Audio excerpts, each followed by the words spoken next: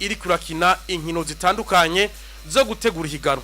higanwa ivyo twita pre-season ngaha mu Burundi barazikina imigwi barazi yuko itariki 15 sikera mwabantu mwe umva ko hasigaye n'indwi zibiri kugira ngo ihiganwa ritangure neza rya Primus League. Rero ari inkino zabaye za kivandimwe rukino twumvise novuga yuko zari inkino zikomakomeye urukino rwahuza umugwi wa Aigle Noir kubanza gwabo Eagle Day aho kuri nkuru nziza Peace Park Complex Stadium bagiriki ba presenta abakinyi baberewe cyane gose binjira muri stade abantu kwere bubaho yiva babambaye makota babana baberewe bahamagara ku moto twubona iyo ekipe twaye igikombe ariko representa abakinyi muri stade bafite stade yabo bari baberewe babahamagara batonda umurongo ari ibintu bimeze neza yari baca bavuga ati muri rubanza nkuko imanza murazi ko atawo umuntu atambaye irorera avuga ati turashaka yuko muri rubanza tuba turi kumwe n'undi mugwi umugwi wa Vision FC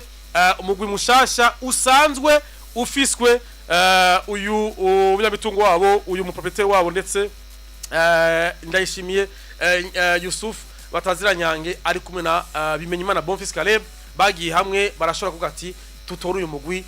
tugira umugwi mwiza baratora staff nziza rero baravuga ati tuzokina urukino rwa kivandimwe Nyange murabizi n'umwana wa Aigle Noir murabizi yuko muri saison iheze yari yemera avuga ati nukuri mutama warandeze ahanshitse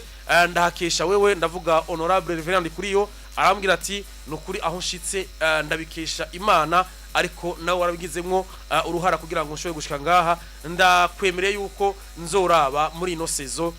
ivyerekeye imishahara haba y'abakozi n'abakinyi yose ndayishobora kuyigira rero umva yuko yari umwana agiye kuramutsa umuvyeyi umwana afise umugwi agiye kuramutsa umuvyeyi kugira ngo baryoherwane kuri urwo urubanza rwabo Eagle Day abari kuri Buja TV barabona amasanamu Nyange yifotozanya n'aba akinyi ba Aigle Noir bavuga bati bamubwira bati turifuza yuko ahugeze natwe ko twohagera urumva yuko ivyifuzo ari ivyifuzo vyiza bashaka kuvuga ati twe turashaka yuko natwe tugera ndetse binashobotse tukahana hasumba rero urukino rwabaye hagati y'umugwi wa Vision FC warumaze igihe ukina inkino za kivandimwe urugwarukiro wa kivandimwe rugira gatatu bakinye bahore na Aigle Noir yotsinda ibitsindo bibiri ku busa bwa Vision FC urabona yuko vyari birori biryoshe cyane gose abakinyi hari ababerewe urabona ngene bari batonze babiri bambaye amakoti kabisa urubanza n'ugwi wacu tuza kuba kutuberewe urumva yuko urabona ko ikintu cyari kuri Buja TV arabibona ndetse no kuri YouTube barone ko ari abakinyi bari baberewe rero n'urukino rwari ruryoshe rumeze neza aho umugwi wa Aigle Noir watwaye ikombe cino saison iheze watsinze ibitsindo bibiri ku busa bwa Vision FC. Yes nuko urundi rukino rwabaye rwa kivandimwe rwari rukomeye n'umugwi wa Musongati nyuma yaho yari herutse kwakira umugwi wa Vision FC nyene ku munsi muri no weekend wari wakina Aigle Noir ariko Musongati yari yavuze ati Vision ivyo mwadutsinze ariko ni pre-season ko turirimbura turaba dutegura na saison reka dutumire uyundi mugwi ukomeye batumira umugwi wa Vitalo rero baravuga ati ubwo butumire kuri kwavuga kineza baragenda basanga hariya umugwi wande wa Musongati Vitalo murazi yuko hanamuritse mu mukinyi kapiteni wabo hariya Saido ntibazonkiza avuga ati jewe ndagarutse mu kibuga rero urukino rugenda neza aho ubona yuko umugwi wa Vitalo wereka gukomeye mu gutsinda ibitsindo bibiri ku busa umugwi wa Musongati izi nkini kurakina sako zigenda neza ariko ni pre-season irafishi sigura pre-season ariko hari ibintu bishobora guhinduka ku mwanya rero urabona hariya ku masanamu abari kuri Buja TV no kuri YouTube umugwi wa Vitalo umukinyi Saido ntibazonkiza Yves azokina ino saison ari kumwe nabo yavyemeye ni naco kintu abantu babiteze cyane kubona izina rinini nka Saido ntibazonkiza n'umukinyi kiki asaza mu myaka pana mu kibuga arakura imyaka yo yumva nta kintu na kimwe kiri buhagarika imyaka kwiyongera mugabo Saido kabisa aracakina aracakina kabisa aracaka abantu bamwitege muri Vitalo nk'ibisanzwe urabona ko yamaze gutangura pre-season hamwe na Vitalo nyene kuva kuri ya Vitalo Day nibaza ko ari yo match yabo ya mbere bakinye uno munsi rero Said ari muri squad ya Vitalo kandi azokina Primus League zokina Primus League rero ari kumwe n'abakinyi ba Vitalo kugira ngo babane baryohewe avuga ati naje ndashaka ndifuza kubafasha tuduze umugwi rero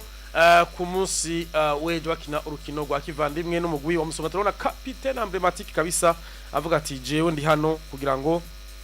nshobore gufashanya namwe batsinze ibitsindo 2 ku busa umugwi wa Musongati wahariye Gitega urukino rwabereye kurinde kuri stade Ingoma ya hariya Igitega.